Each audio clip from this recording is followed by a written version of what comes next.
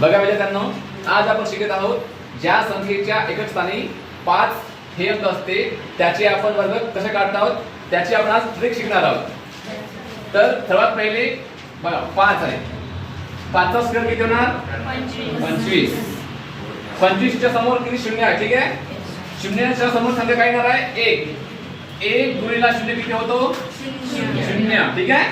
समोर शून्य लिहायची गरज पडते का? नाही. त्याच्यानंतर बघा 15. जेव्हा जेव्हा आपण स्क्वेअर काढतो तेव्हा स्टार्टिंगला जे 5 आहेत एका स्थानी जे 5 आहे त्या 5 चा स्क्वेअर लिहायचा आहे आणि त्याच्यानंतर या 5 च्या समोर जी संख्या असेल त्या संख्येच्या समोरच्या संख्येसोबत गुणाकार करायचा आहे. जसं 1 आहे, 1 गुणिले 2 किती होणार? 2. त्याच्यानंतर बघा 25 चा स्क्वेअर कसं काढायचा आहे? 25 चा स्क्वेअर काढते वेळेस सर्वात पहिले 5 चा स्क्वेअर काढायचा आहे. 5 चा स्क्वेअर किती? 25. आणि 25 च्या समोर संख्या किती आहे? 2. 2 गुणिले किती लिहायचं? 6. 6 से 25. ठीक आहे. त्याच्यानंतर काढू आपण 35 चा स्क्वेअर. 35 चा स्क्वेअर काढण्यासाठी सर्वात पहिले 5 चा स्क्वेअर किती? 25. आणि 3 च्या समोर संख्या किती? 4.